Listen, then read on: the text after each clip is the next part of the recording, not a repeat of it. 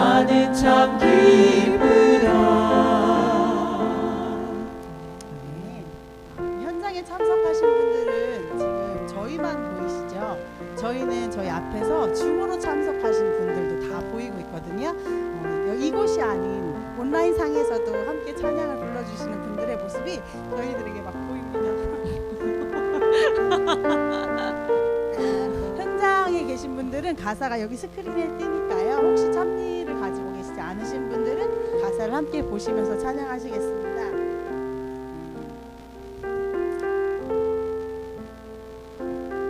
우리에게 말씀을 주셨지만 우리가 그 말씀을 읽지 않고 또 연구하지 않으면 그 말씀이 우리 삶 가운데 함께하지 않게 되는 것 같습니다. 우리가 말씀을 연구하고 또 진리를 찾고 구할 때 그 말씀이 우리의 삶의 인도자가 될 것입니다. 이 시간에 함께 236장 찬미를 부르시면서 찬양으로 거룩한 말씀을 연구하고자 함께 다짐하는 시간을 가지도록 하겠습니다.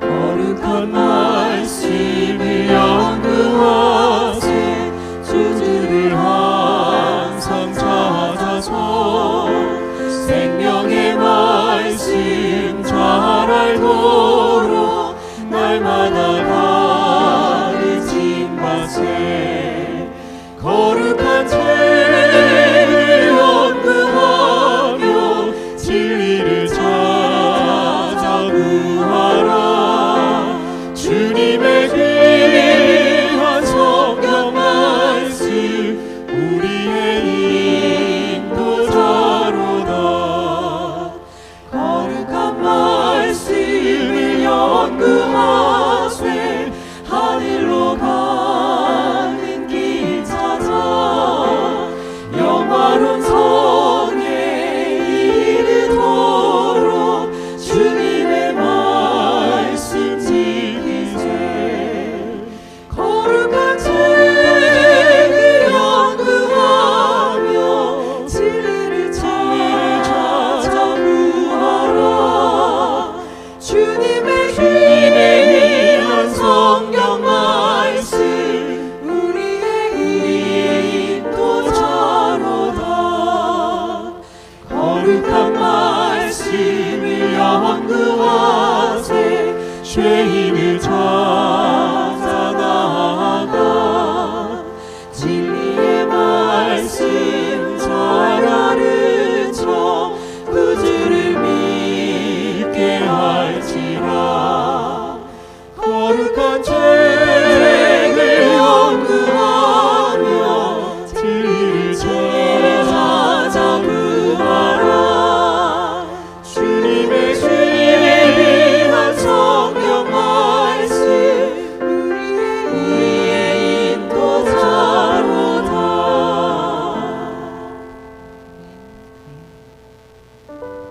주님의 귀한 성경 말씀이 우리의 삶의 인도자가 되시길 바랍니다. 그때 우리의 삶은 기쁨으로 가득할 것입니다. 주 예수 그리스도가 우리의 삶의 힘이 되시고 기쁨이 되시길 이 171장 찬미 부르시면서 함께 기억하시고 찬양하시겠습니다. 예수는 나의 힘이요.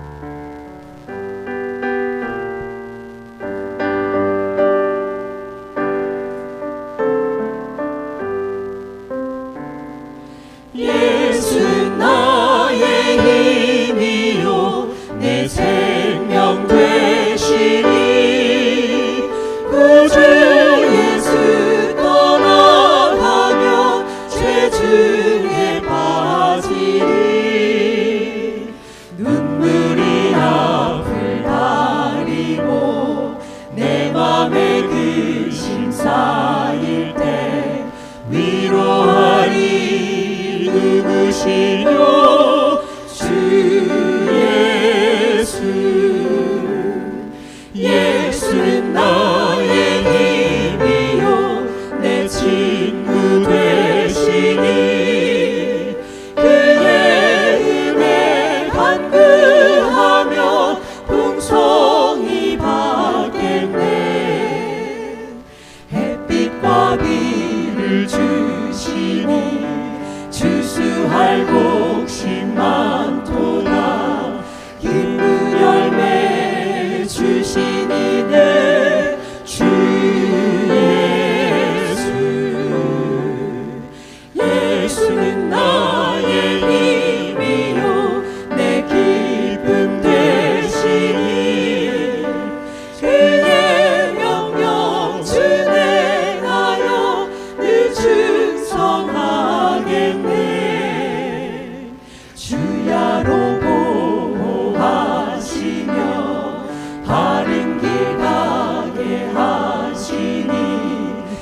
의지하고 따라가네 주 예수.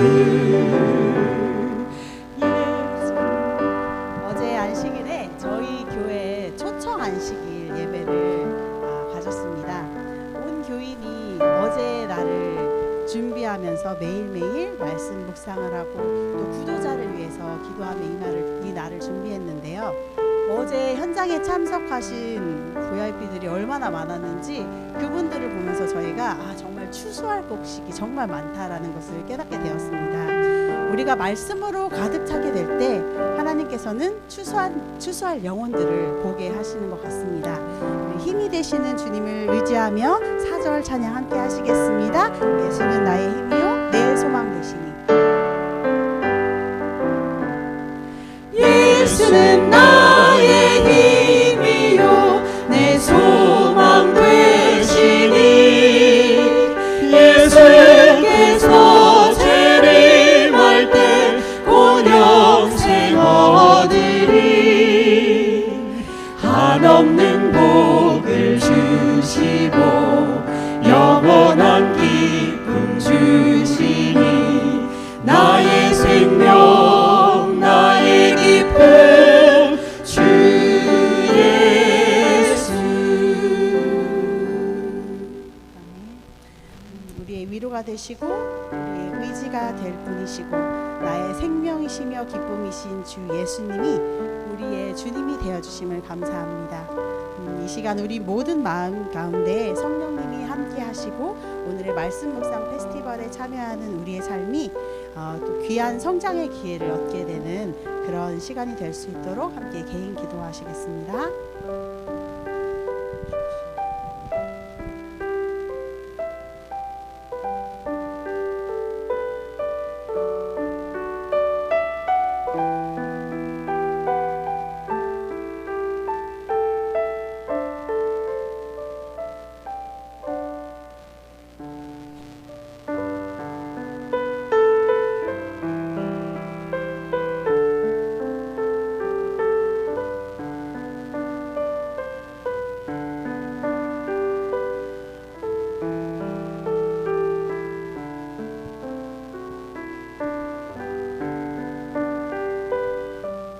아버지 하나님, 오늘 우리에게 생명의 말씀을 허락하여 주시고 우리가 그 말씀을 사모할 수 있도록 인도하여 주시니 감사합니다. 주님, 우리 주님의 말씀을 더 잘 알기 원하고 그 말씀대로 살아가기 원합니다. 어떻게 살아가야 할지, 어떻게 그것을 다른 분들과 나누어야 할지, 또 하루의 삶을 어떻게 마감해야 할지 오늘 여러 가지를 같이 함께 나누고 배우고자 합니다. 주님, 성령께서 이 자리에 함께하여 주시고 온전히 우리를 주관하여 주시고 우리의 지혜를 열어서 하늘에서 내려오는 그 지혜를 온전히 받아들일 수 있도록 주님 인도하여 주시옵소서. 그리하여 이 자리를 떠나갈 때 들어올 때의 내가 아니라 성령 충만한 내가 나아가서 주님을 따르도록 주님 인도하여 주시옵소서. 시종을 온전히 주관하여 주시옵기를 우리를 지극히 사랑하시는 예수 그리스도의 이름으로 간절히 기도합니다.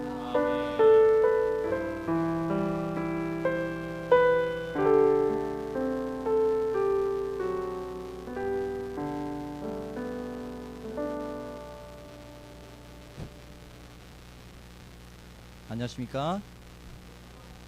오늘 사회를 맡게 된 JDTS 선교단의 총무를 맡고 있는 김영희 장로라고 합니다. 여러분 만나서 반갑습니다. 줌에 계신 분들도 반갑습니다. 제1회 말씀 묵상 페스티벌이죠. 저희가 그동안은 제자훈련 페스티벌을 많이 진행했었는데 이 페스티벌은 처음인 것 같아요. 지난 목요일 날 제가 출근했는데 저희 직장 후배가 저한테 갑자기 전화를 해서 좀 만나자고 얘기를 하더라고요. 그래서 잠깐 만났는데 대뜸 하는 얘기가 오빠는 왜 이렇게 행복해 보여? 이렇게 얘기하는 거예요. 그래서 뭘 보고 그러냐 그랬더니 페이스북에 저기 사진을 보니까 오빠는 행복해 보여 이렇게 얘기하는 거예요. 그래서 그거는 좋은 것만 다 올리니까 그래 그랬더니 아니야, 내가 20년 동안 오빠를 지켜봤는데 오빠 가정은 항상 행복해. 근데 나는 지금 죽을 것 같아. 자살하고 싶은데 비결이 뭐야? 라고 묻더라고요. 그래서 제가 교회 다니냐? 그랬더니 교회 다닌대요. 그래서 그때 문득 드는 생각이 뭐였냐면은 너희 교회에는 묵상을 나누는 팀이 있니? 라는 질문을 제가 했어요. 이 친구가 교회를 다니지만 교회에서 힐링을 하지 못하는 겁니다. 그래서 제가 우리 교회에 오라는 소리 못하고 제가 치료할 수 있는 사람을 소개시켜줄게 라고 얘기하니까 자기 너무 좋대요. 그래서 저희 교회에 있는 서른경 집사님을 소개시켜줬습니다. 그래서 내일 만나기로 했어요. 네. 저희가 교회는 오래 다녔지만 교회 안에서 우리의 고민을 나누고 또 말씀을 통해서 치료를 받는 경험을 하지 못하면은 이 친구와 같은 현상에 빠질 수가 있거든요. 오늘은 특별히 이 말씀 묵상을 하는 방법을 우리가 배워서 또 힘을 나눠서 어떻게 나누는지를 배우는 아주 중요한 시간입니다. 네. 집중하셔서 잘 들으시기 바랍니다. 자, 우리 이 시간에는 우리 정영교 목사님 나오셔서 환영해 주시겠습니다.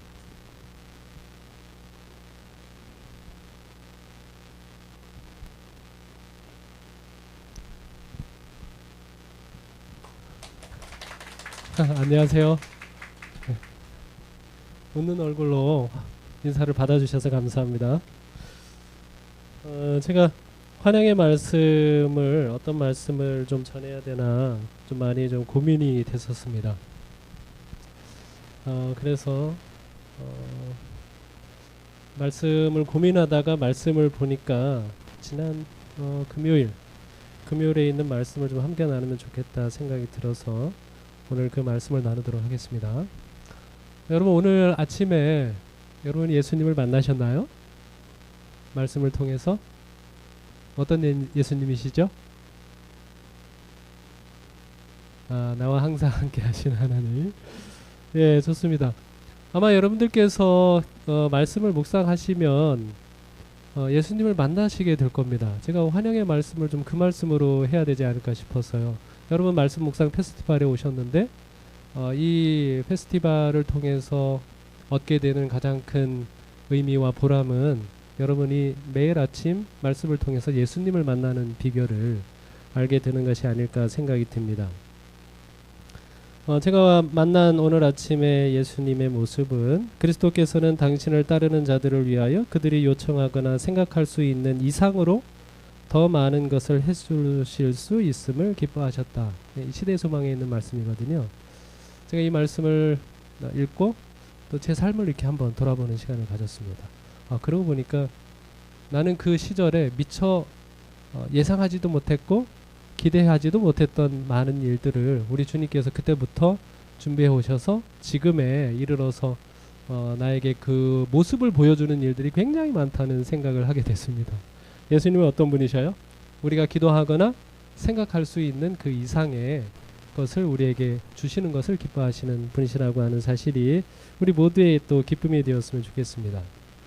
지난 금요일 날 읽은 말씀인데요. 요한복음 15장 26절에 보면 내가 아버지께로부터 너희에게 보내실 보혜사 곧 아버지께로부터 나오시는 진리의 성령이 오실 때에 그가 나를 증언하실 것이요 라고 하는 말씀이 있습니다. 성령에 대한 말씀이죠. 성령은 어떤 분? 우리의 보혜사라고 하는 말씀입니다. 보혜사는 어떤 의미입니까? 우리 옆에서 우리를 늘 도와주시는 분이시라고 하는 말씀이죠. 근데 그 성령 하나님께서 우리에게 보혜사가 되시기 위하여 매우 중요한 부분이 있는데 무엇인가 하면 그분이 진리의 성령이라고 일컬어진다라고 하는 겁니다. 성령은 우리에게 진리를 가르치고 우리가 그 진리를 깨닫게 하실 때 우리가 그 성령을 통해서 진정 우리 삶을 도와주시는 것을 이제 경험할 수 있게 되겠다라고 하는 말씀이시죠. 그런데 성령께서 우리에게 깨닫게 하고자 하는 진리가 뭘까요? 진리. 여러분들은 최근에 성경 말씀을 통해서 진리를 발견하셨습니까? 진리가 뭐죠?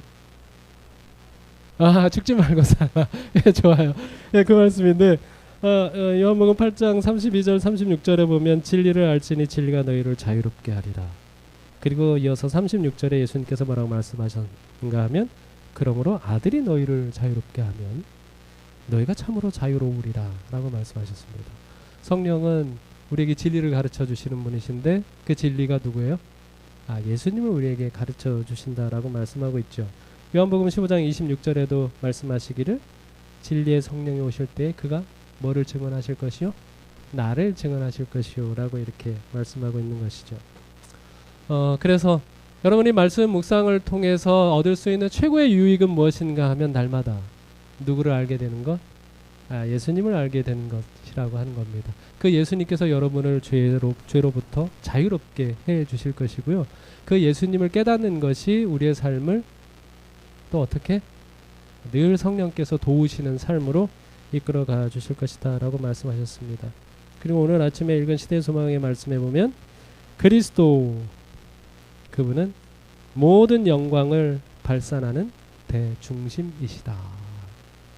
여러분이 이 말씀 묵상 페스티벌의 과정을 통해서 예수님을 깨닫는 법을 알게 되시면 여러분의 삶에 대중심이신 분이 누구시고 예수님이시고 그 예수님 때문에 여러분의 삶을 통해서 하나님께서 그분이 가지고 있는 모든 영광을 발산할 수 있는 그런 통로로 여러분의 삶을 만들어 가실 겁니다. 기대가 되시죠? 오늘 하루 동안에 그것을 만끽하시고 누리시기를 간절히 바라겠습니다. 감사합니다. 감사합니다. 지금 이 시간에는 두 분의 간증을 저희가 듣도록 하겠습니다. 첫 번째 간증은 미국 열바린다 교회에 계시는 이원경 장로님께서 예수 동행 일기를 쓰시면서 받은 은혜를 여러분들과 나누도록 하겠습니다.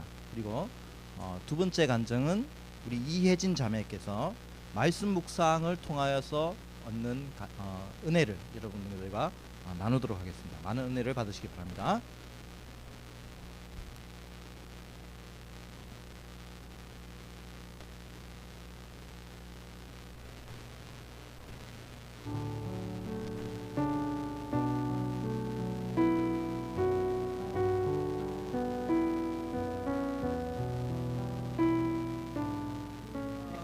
제가 이 100일 예수 동행 일기를 쓰면서 이제 100일째인데 한마디로 말해서 예수 동행 예동 일기는 필수적이다. 왜냐하면은 쓰기 전에 삶과 쓰면서의 삶이 완전히 질이 달라져. 삶의 질이 이거는 필수다. 그렇게 생각합니다. 처음에 우리가 이에 대한 정보는 저는 아내가 한 몇 년, 3, 4년 동안 계속 썼기 때문에 어떤 개념은 알고 있었지만은 사실은 제가 좀 까다롭기 때문에 예수 동행 일기 쓰면서 얼마나 변하는가 보자 그런 생각해서 좀 이렇게 나한테 기분 나쁘게 하면 에이 예수 동행 일기 쓰는 여자가 왜 이런 식으로 많이 나무라는 그런 습관이 배가 나도 모르게 있었는데 사실 이 제자 훈련을 딱 마치고 제가 예수님의 삶을 많이 깨닫고 난 다음에 또 우리 리더님이 이렇게 예수 동행 일까지 연결시켜 줘서 여러분들이 생각했듯이 이 쓰는 게 상당히 부담스럽고 그러는데 딱 가이드라인을 5가지를 주고 6번째는 감사 제목을 쓰라 하는 거 보니까 이 제목 하나하나가 그냥 쓰고 넘어 제가 처음에는 그냥 무턱대고 쓰다가 보니까 가이드라인에 맞지 않는 거예요. 그래서 가이드라인에 맞게 쓰려다 보니까 야, 참 얼마나 부담이 될지 모르요. 예수님이 물어봤느냐, 또 어떻게 할 것인가 대답을 들어봤느냐, 또 하루 종일 예수님 생각이 났느냐, 또 예수님께서 말씀하신 것 중에 순종해 본 것이 있느냐, 이런 것들을 염두에 두니까 일기 쓰는 게 얼마나 부담스러운지, 아니 한 것이 없는 것 같아요. 그런데도 쓰다가 보니까 또 한 것이 많게 느껴지더라고요. 그래서 제가 일기를 쓰니까 내가 하나님께 잘못할 수 있는 것들이 예방도 되고 또 예방을 예방도 되지만은 내가 혹시 실수를 했더라도 범죄를 했더라도 그 가지고 있는 실수를 내 마음에 담고 있을 수가 없는 거예요. 왜냐하면 이것을 해결해야 일기에다 쓸 수 있기 때문에 그 내 마음에 부담 갖고 있는 것들을 정리할 수 있다는 것에 대해서 이 예수의 동행 일기가 얼마나 큰 도움이 되는지 모르겠어요.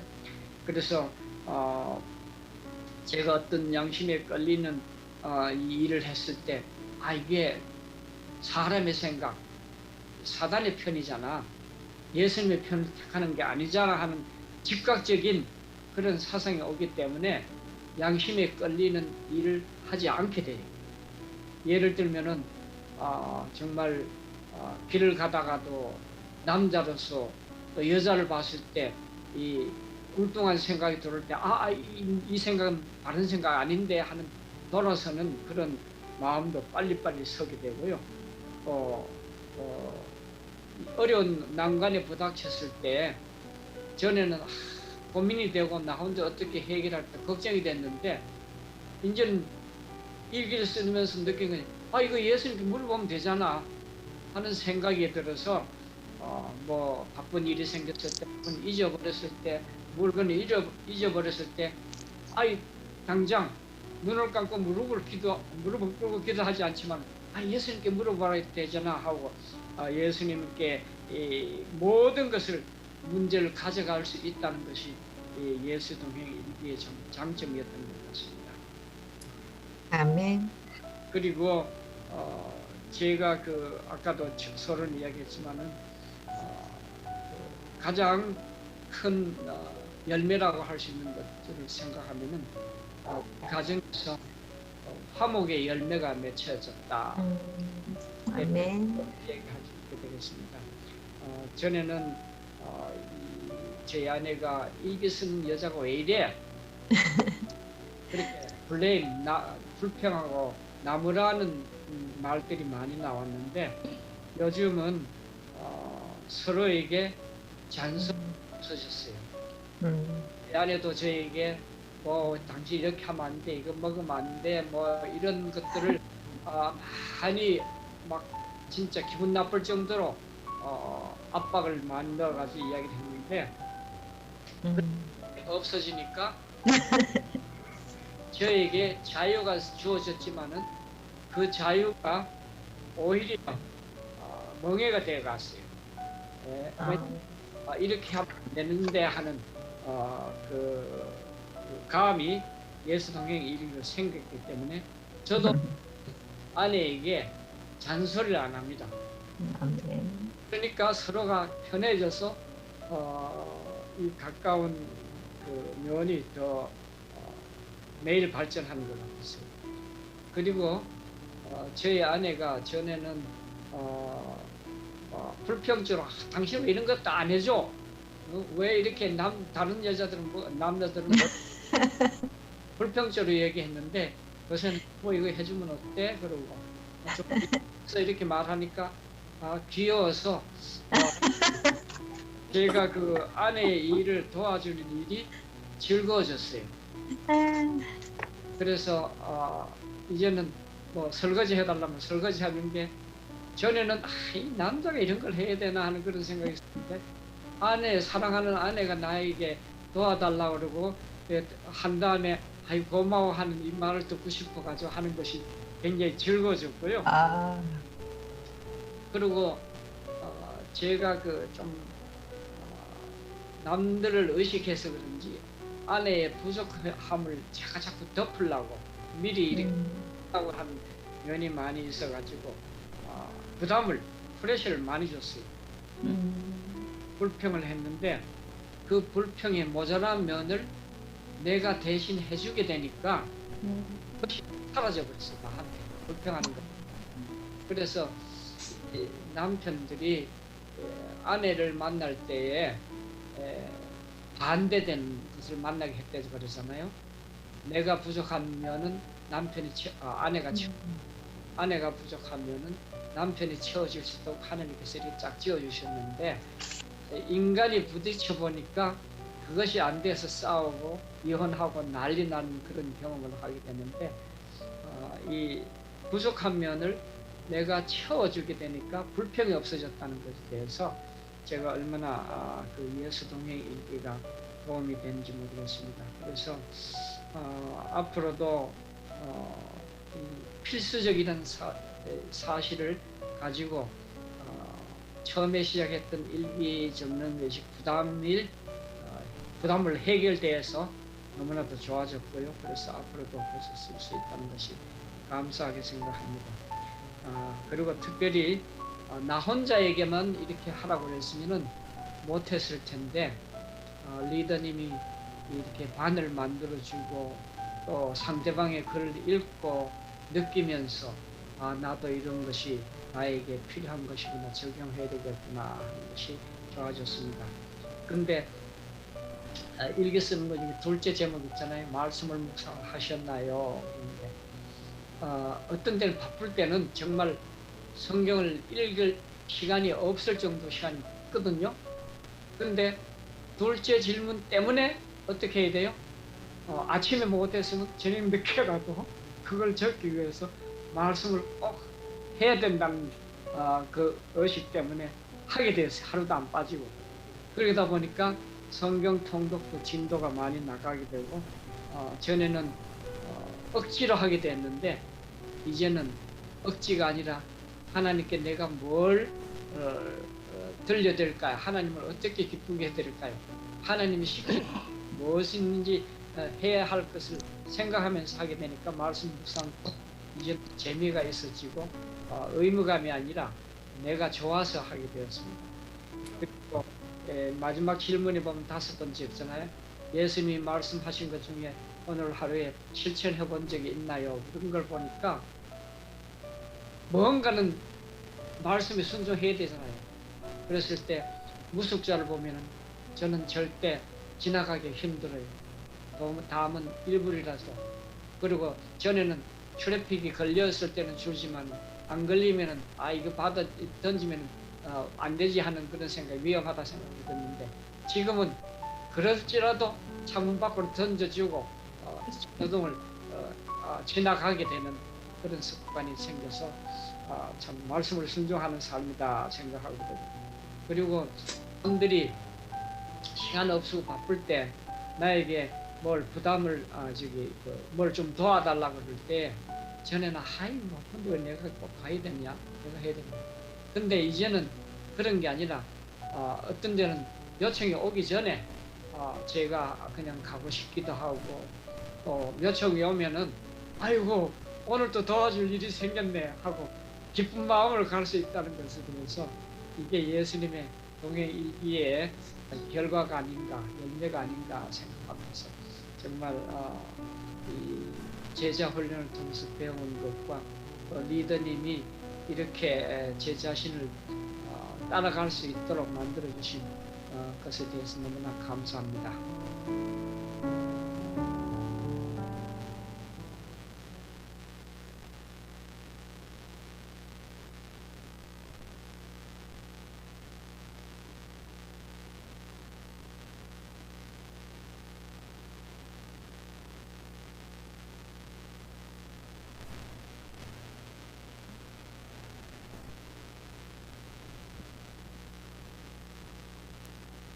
안녕하세요.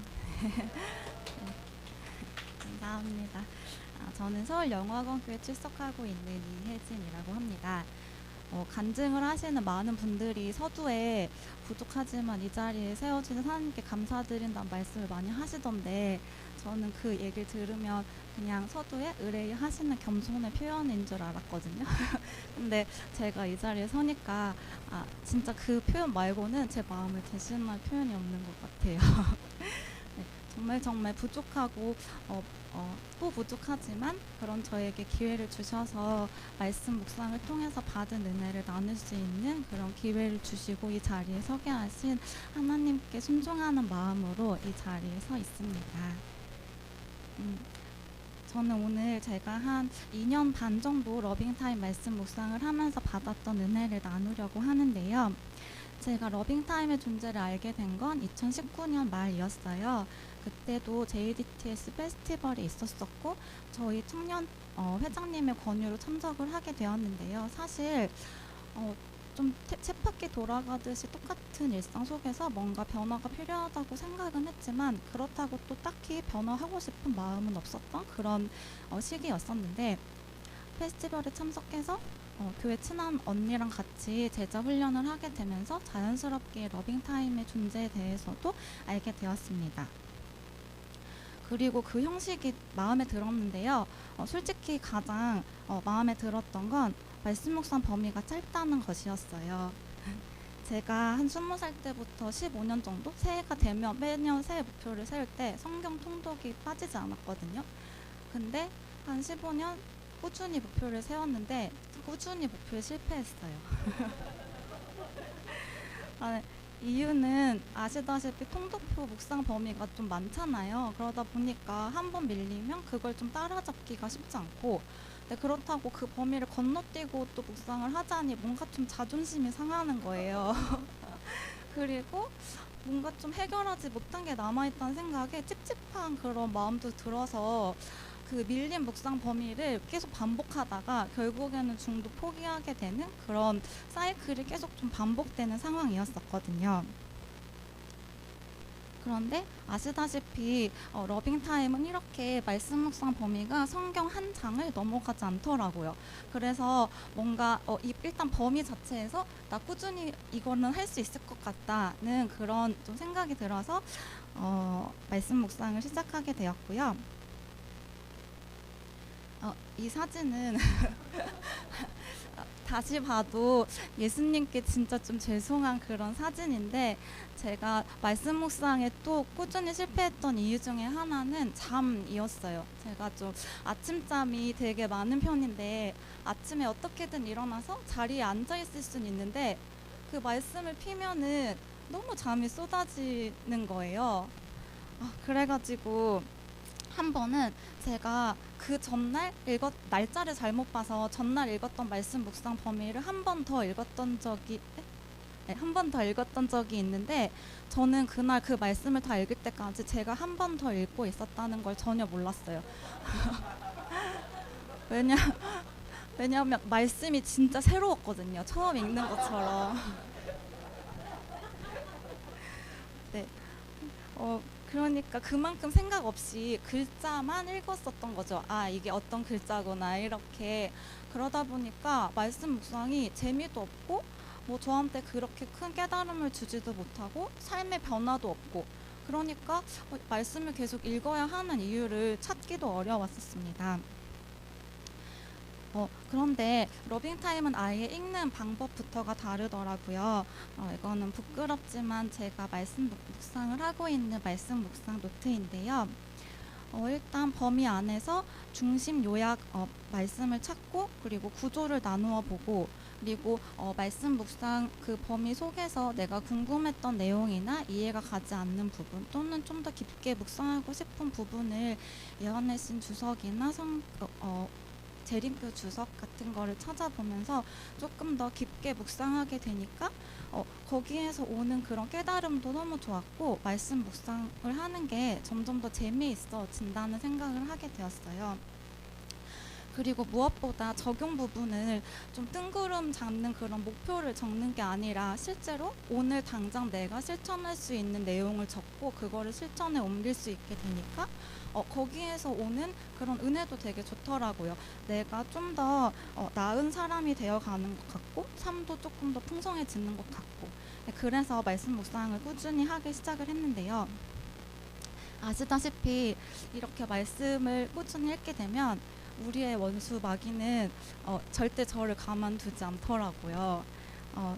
어떤 일이 있었냐면 처음에는 말씀 속에서 저한테 깨달음을 주시고 저한테 은혜를 주시는 게 너무 감사했었는데 시간이 조금 지나니까 제 양심이 조금씩 예민해지면서 말씀 속에서 저한테 자꾸 양심의 가책이 오는 거예요. 예전에는 옳지 못한 행동이라고 생각하지도 않았고 일말의 양심의 가책도 없이 했었던 그런 행동들이 점점 안 좋은 행동이라는 생각이 드니까 그게 너무 괴로운 거예요. 그래서 왜 몰랐을 때가 마음이 편하다고 하잖아요. 그러다 보니까 나 말씀도 안 읽고 그냥 좋은 게 좋은 거지 하면서 살았었던 때가 마음도 편하고 더 좋았었던 것 같은데, 네, 이런 생각이 들기도 하고, 하나님 자녀로 사는 게 이렇게 어려운 일이야? 좁은 길, 좁은 문 그냥 다 때려치고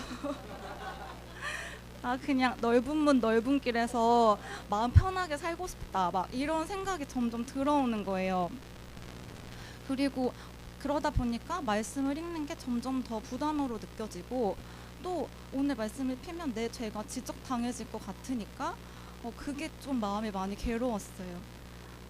그런데 또 그렇다고 해서 말씀 묵상을 그만두기에는 사단한테 지는 것 같으니까 또 그거 지고 싶지는 않아서 그래서 말씀을 계속 봤었던 것 같아요.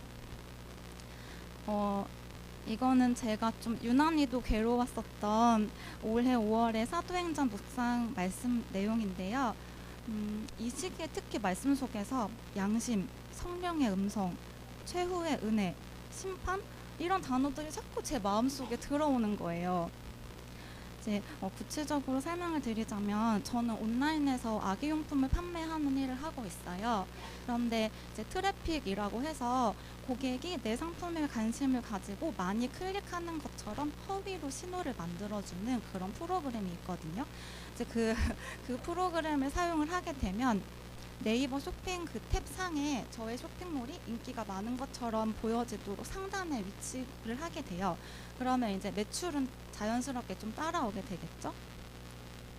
그래서 그 프로그램을 이제 트래픽 업체한테 돈을 주고 작년 말부터 계속 이제 돌리고 있었었는데, 이게 부정한 방법이긴 하지만 다른 쇼핑몰에서도 다 하고 있으니까 저만 손해를 볼 수는 없잖아요.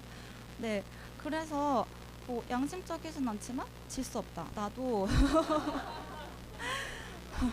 나도 손해를 볼 수 없다. 이제 이런 생각으로 사실 그때 당시에는 진짜 마음의 가책, 양심의 가책, 불편함 이런 거 없이 그냥 트래픽을 계속 돌리고 있었어요. 그런데 막 이 양심, 성령의 음성, 막 심판 막 이런 단어가 자꾸 제 마음에 들어오니까 그게 너무 괴로운 거예요. 그리고 이제 그 시기가 어떤 시기였냐면 좀 경제적으로 고민이 많았던 시기였어요. 저희 부부가 투자했던 거에 좀 크게 손해를 봤었고 그리고 또 저희가 시험관 시술을 받기로 해서 병원비도 좀 많이 들어가게 되는 상황이었었고, 그리고 또 제 이 온라인 사업의 매출은 조금씩 떨어지고 있어서 경제적으로 좀 고민이 많았던 시기인데 하필 이때 이런 음성을 저한테 주시는 거예요. 그래서 진짜 괴로웠어요. 그래서 몇 날 며칠을 되게 고민했거든요. 이걸 중단하면 매출이 더 떨어질 게 뻔한데 타협을 안 하고 하나님 뜻대로 살려고 하니까 손해를 보는 것 같고, 진짜 이렇게 살아야 되는 게 맞는 건가 하는 그런 고민이 좀 마음이 너무 괴로웠는데, 그때 제 마음을 너무나도 잘 대변하는 노래를 만났어요. 바로 히즈윌의 부메랑이라는 노래인데, 정직한 사람들 손해 볼 때마다 착하게 사는 건 바보 같아 보여. 그러나 주님은 모두 알고 계셔. 마치 부메랑처럼 다 갚아주시네. 그대의 지친 어깨 위로 다시 돌아온다네. 다시 돌아온다네. 그대의 흘린 땀과 눈물 부메랑이 되어 다시 돌아온다네. 믿음의 걸음은 용기가 필요해. 무모한 것 같고 바보 같아 보여. 그러나 주님은 모두 알고 계시네. 마치 부메랑처럼 다 갚아주시네. 네, 가사를 보니까 또 이렇게 울컥하는데요. 여러분도 이 가사가 좀 공감이 되시나요? 네. 제가 진짜 이 노래를 수십 번씩 들으면서 예수님 다 알고 계셔. 예수님이 다 갚아주실 거야. 부메랑처럼 다 돌아올 거야. 막 그렇게 생각을 하면서 트래픽 작업을 중단하기로 결심을 했어요. 근데 또 이렇게 결심은 했지만 약간 내심 마음속으로 나 착하게 살려고 하니까, 정직하게 살려고 하니까 예수님이 막 매출 떨어지고 막 이런 것도 좀 막아주시지 않을까 하는 그런 막 기복신앙에서 기인하는 그런 마음이 또 내심 드는 거예요. 어쨌든 중단을 했어요. 네, 어떤 일이 일어났을까요? 일어났을까요? 아무 일도 안 일어났어요.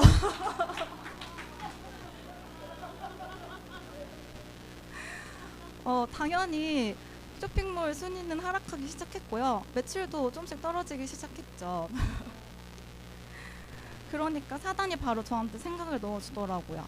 너 거봐, 좁은 길로 걸으려고 하니까 손해만 보지. 알아주는 사람도 없는데 뭐하러 정직하게 살려고 하냐? 앞으로도 좁은 길 걸으면 너 계속 손해만 볼 텐데? 막 이런 생각을 넣어주니까 좀 괴로워서 계속 기도를 했어요. 예수님, 부메랑처럼 다 돌려주세요. 다 갚아주세요 하면서 그렇게 제가 계속 좁은 길을 걸어갈 수 있게 힘과 용기를 달라는 그런 기도를 드렸는데요. 그렇게 트래픽에 대한 집착을 버리고 한 달 정도 시간이 흘렀는데 무슨 일이 생겼냐면요. 올해 6월 말에 네이버가 알고리즘이랑 로직을 바꿨어요. 그래서 쇼핑몰 순위를 정하는 로직을 바꿔서 그냥 막 트래픽만 계속 쐈던 그런 업체는 순위가 점점 떨어지고 저희 쇼핑몰의 순위는 점점 올라가기 시작했고, 네, 그리고 네, 진짜 대박이죠.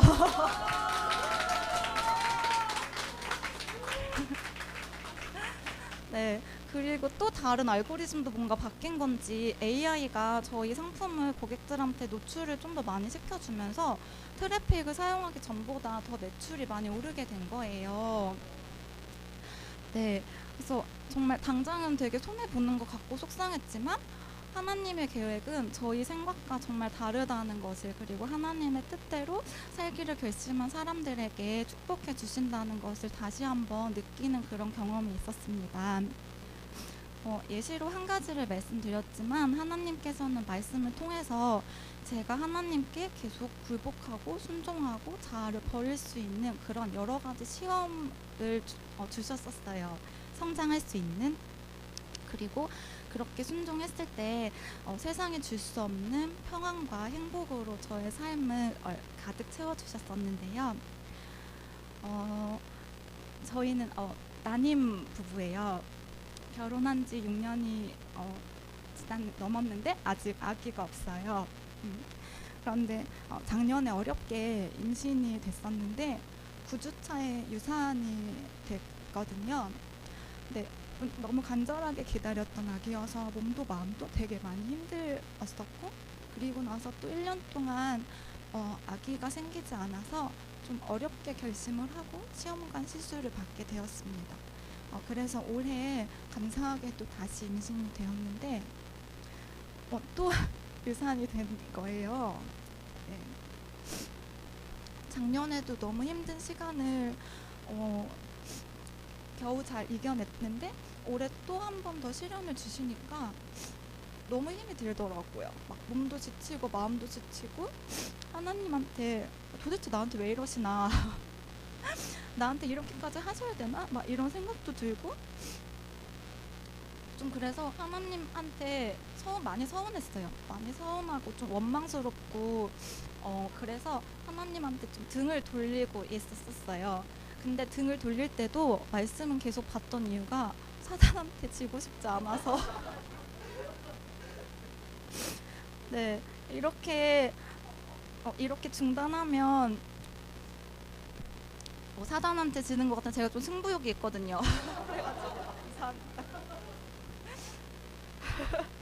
그래서 지고 싶지 않은 마음에 말씀을 계속 보았는데요. 제가 이렇게 반항하고 있었던 시기에도 하나님께서는 말씀을 통해서 저를 위로해 주시면서 시련을 허락하신 이유를 말씀을 해주셨고요.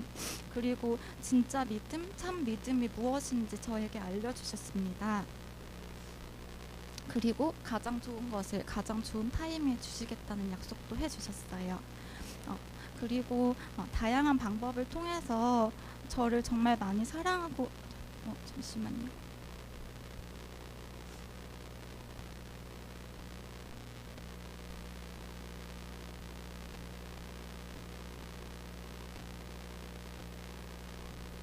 제가 다른 묵상한 거를 까먹고 빠뜨린 것 같은데 또 다양한 방법을 통해서 저를 정말 많이 사랑하고 계신다는 것을 말씀을 해주셨는데, 한 번은 제가 다른 사람의 간증을 영상을 보고 있었었는데 갑자기 혜진아 많이 아팠지? 너 아플 때 나도 많이 아팠어. 그리고 네가 울고 있을 때 나도 옆에서 같이 울고 있었어.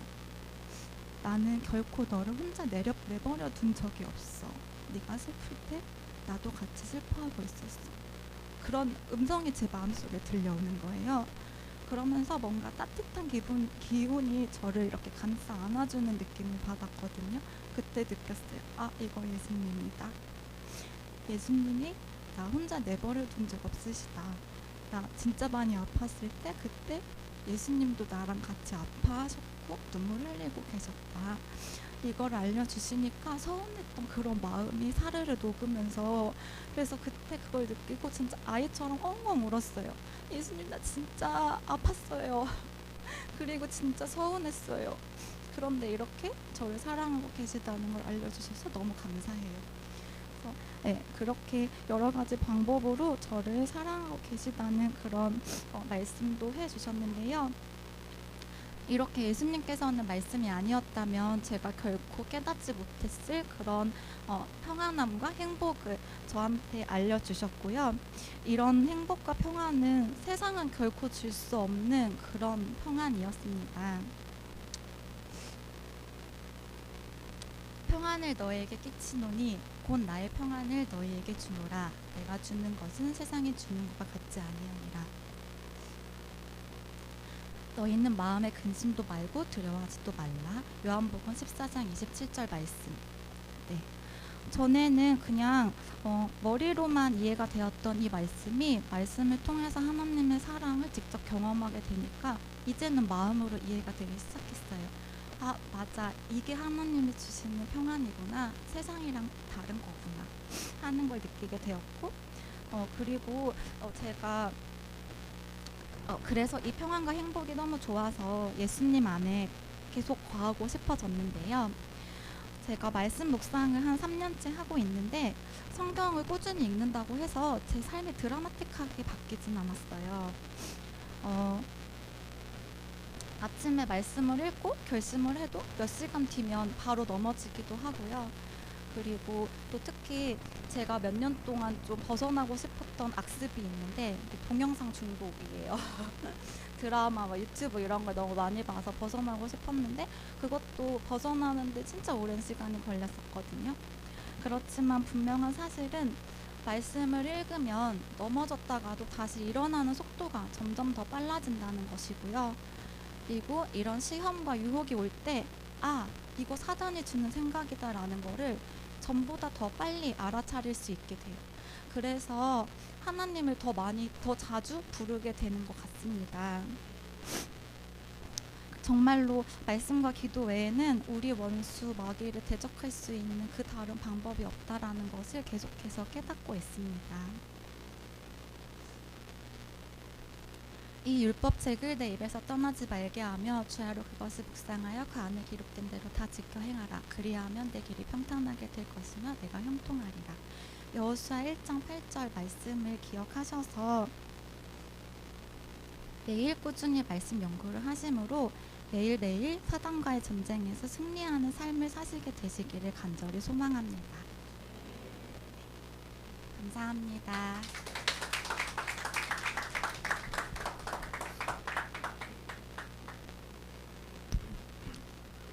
두 분 가정 들으니까 참 잘했다는 생각 들죠? 네. 저도 막 입이 근질근질하네요. 네. 우리 묵상 매일 하시고 또 예수 동행일 매일 쓰시는 분들은 어딜 가도 간증거리가 막 넘쳐나는 것 같아요. 그죠? 네. 이 시간에는 우리 현대 목사님 나오셔서 저희들에게 귀한 말씀을 주시도록 하겠습니다.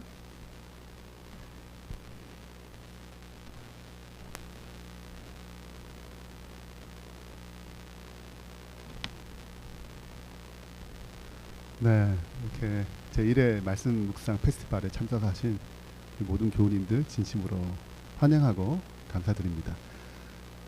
저희가 이렇게 말씀 묵상 페스티벌을 기획한 중요한 이유는 우리가 다시 성경으로 돌아갈 필요가 너무 깊이 느꼈기 때문에 그렇습니다. 이게 무슨 책 같아요? 이게 독일어예요. 그러니까 우리가 무슨 책인지 모르죠. 한국어로면 금방 알 텐데. 독일어 최초의 독일어 성경입니다. 이것은 루터가 최초로 1534년에 번역해서 만든 거예요. 루터가 이 성경을 이제 1521년에 먼저 신약을 쓰고 그 다음에 시간이 더 흘러서 구약까지 써가지고 냈습니다. 루터는 여기에 왜 그렇게 많은 시간과 보통 어려운 게 아니잖아요. 번역하고 그걸 하는 것이. 근데 그렇게 왜 시간을 투자했냐면 그 시대 우리가 다 아시다시피 로마 카톨릭이 갖고 있는 그 거짓된 가르침, 면죄부, 돈을 주고 죄를 사하는 것, 또 돈을 주면 지옥에 가 있는 우리 부모님들이 천국 간다는 것, 그 허황된 말도 되지 아니한 그런 논리를 가지고 무지한 백성들을 현혹했을 때 성경만 읽는다면, 성경을 백성에 주어진다면, 그 당시 때는 성경 자체가 라틴어예요. 읽게 하지도 않았어요. 만약에 성경이 주어지면 많은 교파가 생기고 분명 로마 카톨릭에 대한 대항할 만한 여러 가지 일이 생기기 때문에 평신도들에게 성경을 주지 않았습니다. 그러니까 목사가 말한 일이, 사제가, 신부가 말한 일이 곧 진리예요. 그러니까 백성을 다 현혹시켰죠. 그 성경만 주어진다면 이 독일 백성들이 그든 성경 읽고 스스로 이 거짓으로부터 벗어난다고 믿었습니다. 루터에 대한 자서전이 있는데요.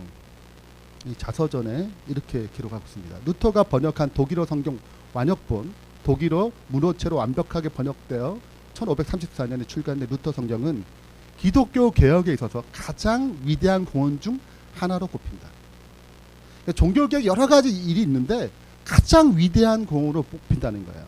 왜? 이유가 뭐냐? 이 성경은 평신도들이 목회자가 아니고 평신도들이 능동적으로 독서에 성경을 읽는데 참여하는 계기를 만들어 줌으로써 진정한 종교 개혁이 성취되는 초석을 이루었다는 것입니다. 그래서 이제 그 후로부터 종교 개혁의 역사에 있어서 성경을 번역하는 일이 생겼어요. 그럼 지금 보세요. 지금 뭐 성경이 어마어마합니다. 우리나라 번역본, 새 번역, 한국 현대어 번역, 현대인 번역, 제리가 비슷하죠. 현대언인데, 표준 새 번역, 그 외 여러 가지 번역본이 있습니다. 12개 이상 정도 돼요. 그리고 2377개의 언어로 번역됐습니다. 여러분 집에 생각해 보세요. 몇 개 정도 있나? 여러분 이제 1534년에 이 독일 때 성경이 판매되기 시작하면서 그때 조사를 한 결과가 있어요. 10집에 한 권 정도 성경책이 있었습니다. 그로부터 14년 정도 흘러서 다시 조사했는데 2.5 정도의 가정당 성경 한 권이 있었어요. 그럼 지금 생각해 보세요. 여러분 집에 성경 몇 권 갖고 계세요? 네? 최소한 기본적으로 10권 정도 뭐 가족분 하나씩 다 있고 그 외에 뭐 이거 있고 누구 선물 준 거 있고 뭐 이렇게 쌓여 있잖아요. 그리고 요만한 성경도 있어요. 손톱만한 성경. 손톱 세계에서 가장 작은 성경입니다. 굉장히 성경이 많아요. 큰 글 성경, 조그만 포켓 성경, 얼마나 종류가 많아요. 그러니까 성경을 읽을 수 있는, 쉽게 접할 수 있는 기회가 왔습니다. 이제는 뭐 성경 들고 다니잖아요. 핸드폰 있으면 언제든 들을 수 있어요. 근데 실질적으로 조사한 결과 그렇지 않습니다. 81%가 성경 아예 안 읽거나, 우리 교인들 중에 아예 안 읽거나, 일주일에 한두 번 읽거나 한 달에 한두 번 읽거나, 이게 81%가 지금 현재 상황이에요. 조사한 결과입니다. 최초의 조사, 우리 2016년인가 조사한 결과예요. 그만큼 교회를 다니지만 뭐와 상관없이 살아요?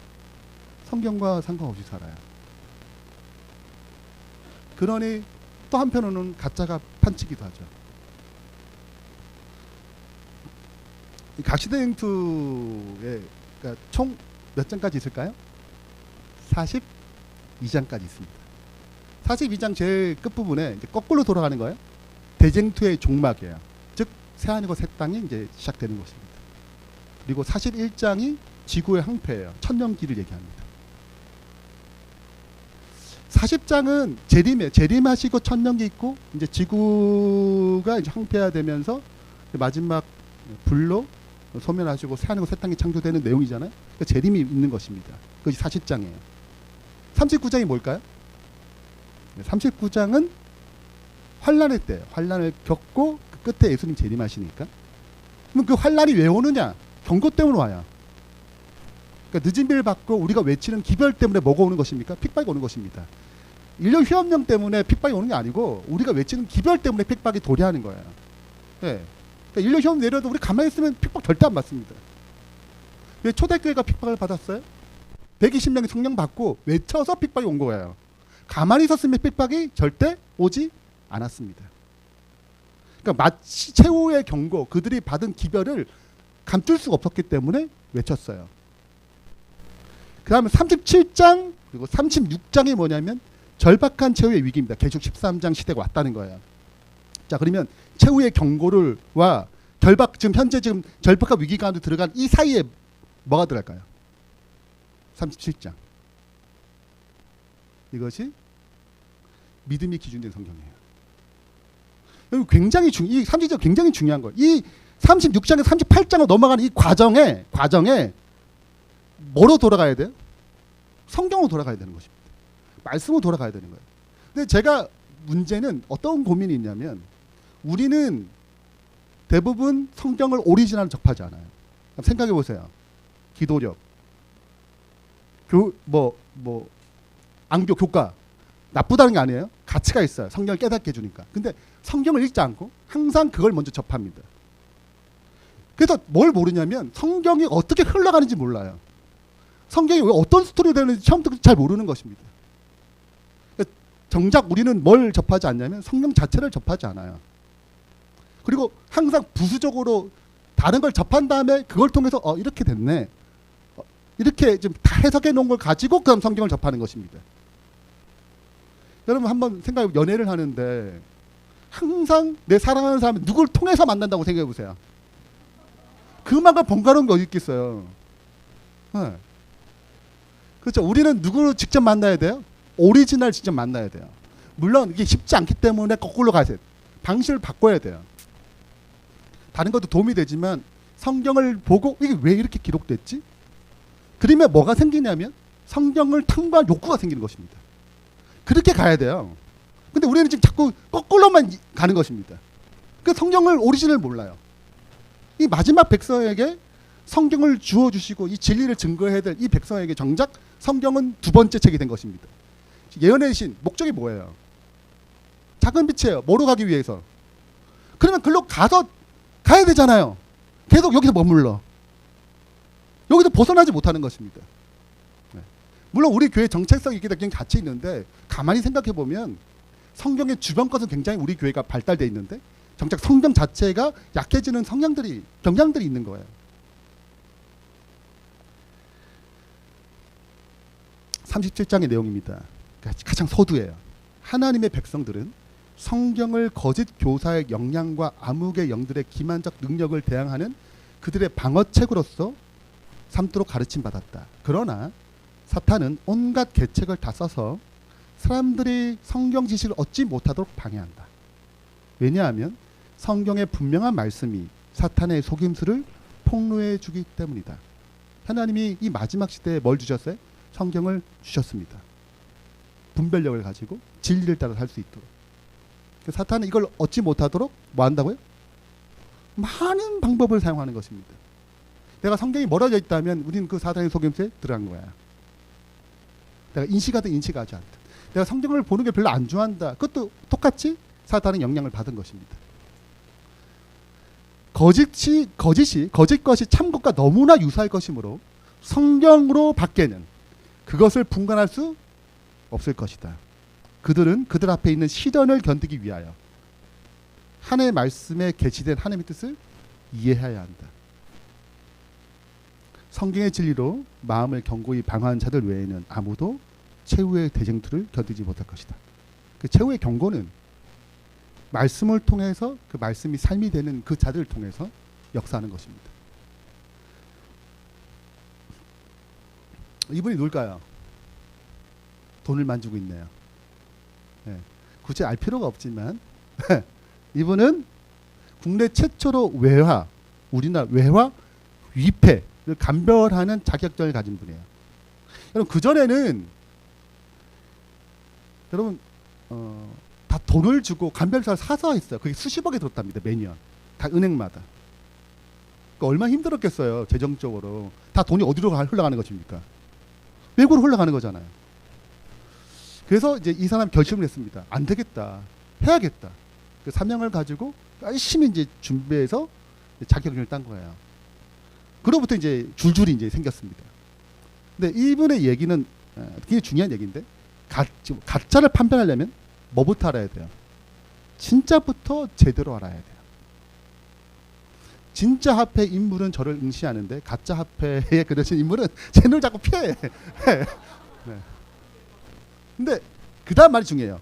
누구라도 집중해서 수백 수천 번을 반복해서 들여다보면 그게 보인대요. 진짜를 이렇게 보고 그 다음에 가짜를 보면 그냥 그게 느껴진다는 거죠. 뭔가 아닌 것 같은 느낌이 오는 것입니다. 그 신문을 많이 읽으면 저절로 가짜 뉴스를 구별할 수 있는 것처럼 말이에요. 그래서 다시 이 시대가 이 남은 교회에게 다시 성경으로 돌아갈 필요가 있다고 생각하는 것입니다. 그게 우리에게 손에 주어졌어요. 그 37장이 주는 중요한 기별입니다. 우리는 성경이 가르치는 바에 관해 사람의 이야기를 받아들일 것이 아니라 우리 스스로 하나님의 말씀을 연구하지 않으면 안 된다. 어떻게? 스스로.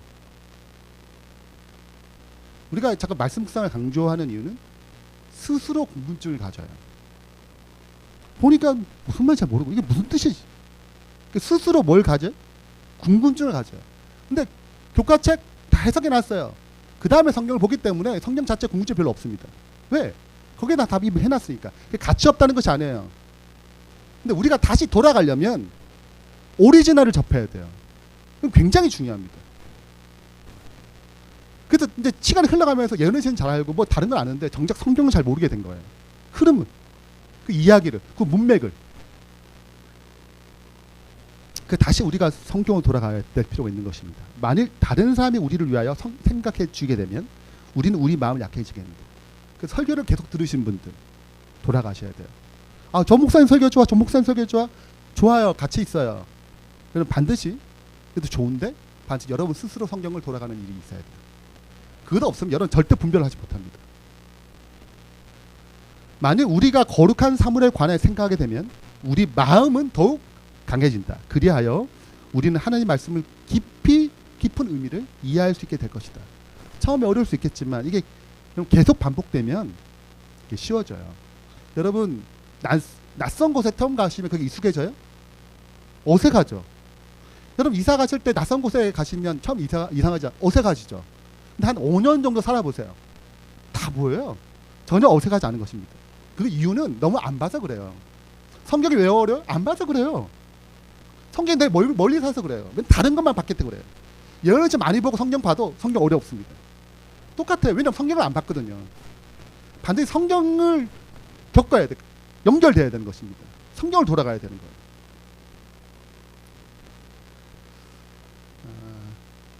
우리 다시 성경을 돌아가야 하는데 저희가 선교단에서 이런 사명을 가지고 어떻게 하면 도와줄 것인가? 쉽지 않아요. 여러분 성경을 읽게 하는 거 쉽지 않고 성경을 오리지널 접하는 게 쉽지 않아요. 그래서 우리 재림교단의 최초로 저희가 말씀 묵상 교재를 만든 것입니다. 저희 7년 패턴으로 구약 2번, 신약 1번을 묵상하도록 신약 2번, 구약 1번을 묵상하도록 했어요. 그리고 지금 3년째인데 이제 내년쯤 신약이 끝납니다. 구약 절반이 끝나요. 우리 한번 생각해 보세요. 여러분 성경을 몇 번 읽는지. 성경을 한 번 묵상해 보셨어요? 한 번 전체? 꿈도 못 가요. 통독을 하도. 전혀 여러분 통독과 묵상은 전혀 다른 힘이에요. 네. 통독을 해도 무슨 말인지 잘 몰라요. 아까 전에 들으셨죠? 읽었는데 또 읽어. 들어와. 그럴 수 있어요. 네. 통독은 사고하거든요. 사고하게 만들어요. 이것이 나한테 어떤 깨달음이 하나님 내게 뭐라고 말씀하시는지. 네. 통독이 가치 없다는 게 아니라 우리가 성경을 더 깊이 하나님께 만나려면 반드시 그럼 누굴 만날 때 스쳐 지나가지 만난다고 생각해 보세요. 걔도 알겠어요? 얘기를 해야 알지. 똑같습니다. 그래서 저희가 말씀 묵상 러빙 타임이라는 말씀 묵상 교재를 만들었어요. 이건 하나 돕기 위해서 그런 것입니다. 가장 먼저 성경을 먼저 보도록 3번 정도 읽도록. 그러면 7년 정도 되면 신약은 6번, 구약은 3번 이렇게 됩니다. 그리고 성경 전체를 한 번 이상 묵상하게 돼요. 이런 꿈을, 이런 도전을 좀 해봐야 되지 않겠어요? 우리의 삶이? 우리가 올해부터 이 교재에 예수 동행 일기, 예수 동행 훈련이라는 내용을 넣었습니다. 저희 제자 훈련하면서 이 제자 훈련의 어떤 원리들을 가장 쉽게 매일 삶 가운데 어떻게 적용할 수 있을까라는 고민 가운데 이 훈련의 집약체로 예수 동행 훈련이라는 내용을 넣었어요. 여러분, 그 예수님과 동행한다, 하나님과 동행한다, 이 언어는 성경에 에녹이 가장 먼저, 두 번째 노아입니다. 그리고 심판이 와요. 그럼 굉장히 흥미로운 사실은 이 에녹과 노아는 항상 종말 때 대표적인 인물로 사용합니다. 다른 말로 하자면 이 마지막 때 살아가는 중요한 백성들은 반드시 그분과 동행하는 훈련을 해야 된다는 거예요. 근데 이 동행의 가장 기본적인 훈련은 뜻이 합하시는 것입니다. 근데 여러분 어떻게 뜻을 합할 수 있어요? 그래서 언제나 말씀 묵상은 하나님 동행의 기초입니다. 그래서 다시 우리가 말씀을 돌아가야 해요. 여러분이 기존의 습관들을 변화시킬 필요가 있습니다.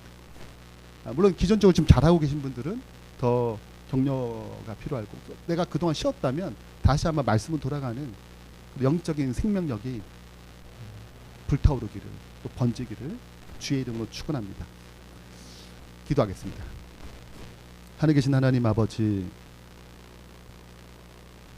우리에게 생명으로 진리의 길로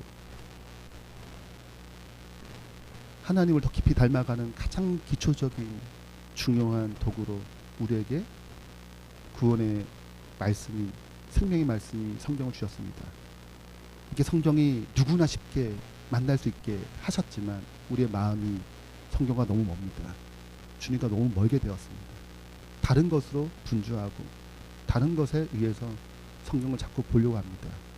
하나님, 이제 우리의 마음이 그 말씀 그대로 먼저 만나게 해주시고, 거기서 살아 움직이신 주님을 알게 해주시고, 그 움직이시는 성경의 음성을 날마다 듣게 해주셔서 주님과 더 깊이 교제하고, 그러므로 우리의 삶이, 우리의 신앙이 주님을 드러내고 주의 재림을 촉진시키고 복음의 통로가 될 수 있게 부정없는 종들로 세워주시옵소서. 우리 연약하게 종종 넘어지지만 다시 말씀을 붙잡고 일어나기 원하오니 아버지야, 우리에게 말씀으로 돌아가는 거룩한 운동이 우리 10년 가운데 일어나도록 주의 영 부어주시옵소서. 감사드리며 예수 그리스도 이름으로 축원하며 기도합니다. 아멘.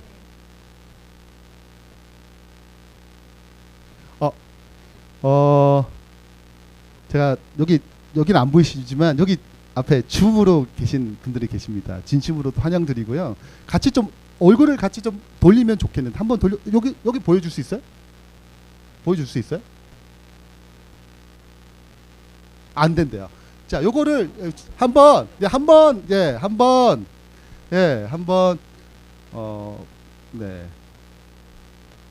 좀 잠깐 한번 보면 좋을 것 같아요. 우리가 한 100명 가까이 이 시간에 참석했는데 이제 온라인에 계신 분들이 50분이 넘게 또 참석하셨어요. 네, 진심으로 같이 또 참석해서 너무 감사드립니다.